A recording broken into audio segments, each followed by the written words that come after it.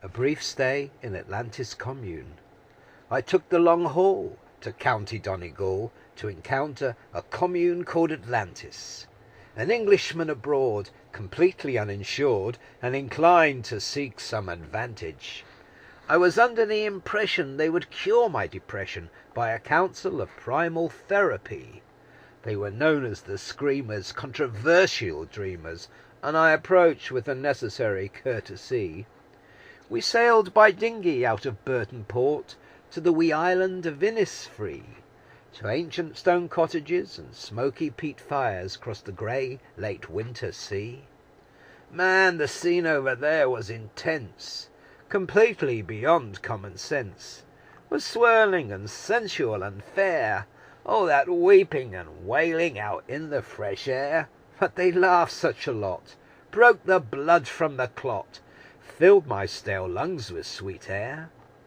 Well, they spotted my games, soon noticed my type, sneered at my smiling pretence. They saw through my ways, challenged my haze, and confronted my cunning defence. "Leave me alone" was a useless lament, "mind your own business" a pointless threat. 'Cause no one came to Atlantis Commune to be ignored, untouched, or unmet. They spoke in a commune jargon, to define interpersonal territory. Was it a middle-class violence, or just common mind-fuckery? To take to a sulk, to cut off, to stall, they called this the pit, the biggest sin of them all, and every stunt the pitter would pull, to get back on top, to try and rule. Oh, what a number would be the cry! He always does that, it's a great fucking lie. The sisters were passionate and bold. They had X-ray eyes, and what they saw they told. They might burst your bubble, or address your wounds, or reach for the flesh untouched. But if they got too near, and you felt the fear, your anger you could blaze unstopped.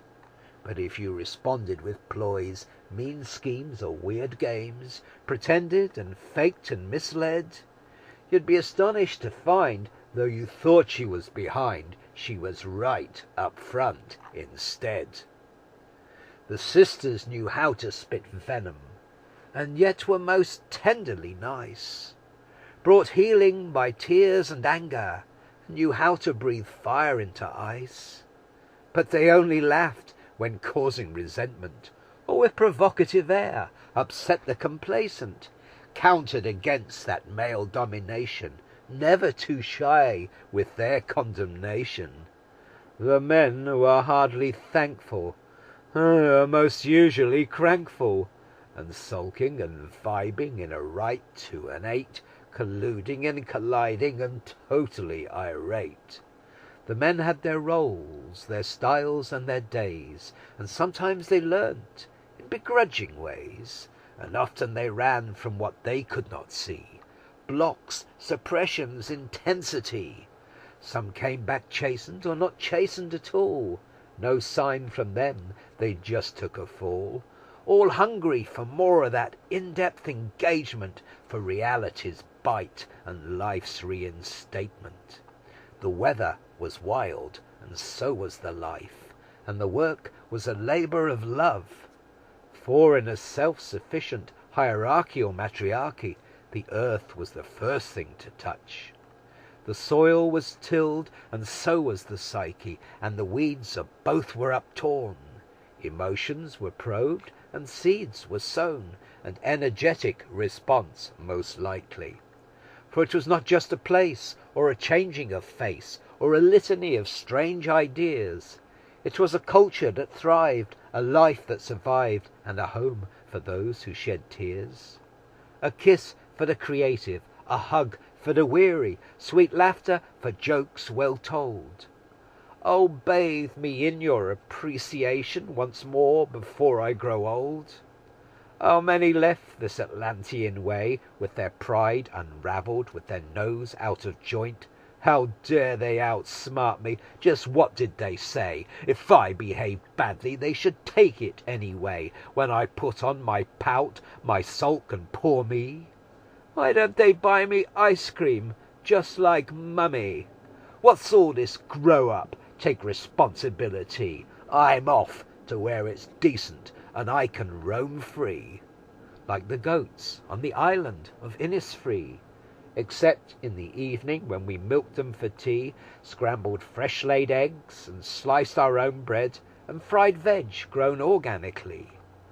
Then the crack would be mighty, as the Irish say, the music, the dance, the theatrics, the play, those hilarious comments and so indiscreet, the mocking and snarling, the rage of defeat, the lovers, the leavers, the learners, those who came too soon but went too late, the antics in bed, the long sexual night, the trouble in store, the inevitable fight, the pleasure, the pain, the coming to life, the energized states, but no drug in sight. Now I lived that life for many months in a row, took to bed with the woman, she ran the show. It wasn't my fault, no, quite by default, and when she moved in close, it was my time to go. She touched me too deep and saw me too clear. There were things she told me I did not want to hear. She stirred up my hatred and cradled my fear, punctured my illusions, deciphered my career. And then, when she told me, now it's all up to you, I went in a spin and started to stew. My smile went away, I swapped it for a glare. My talkative tongue, it died right there. I sulked and I vibed, I did not wish her well. Mummy said, you're old enough now. I said, am I? Hell! I was locked in rage and prone to dejection when I encountered her cold stare of rejection. So it was goodbye, Atlantis, goodbye for good. Off back to the real world, just like I should.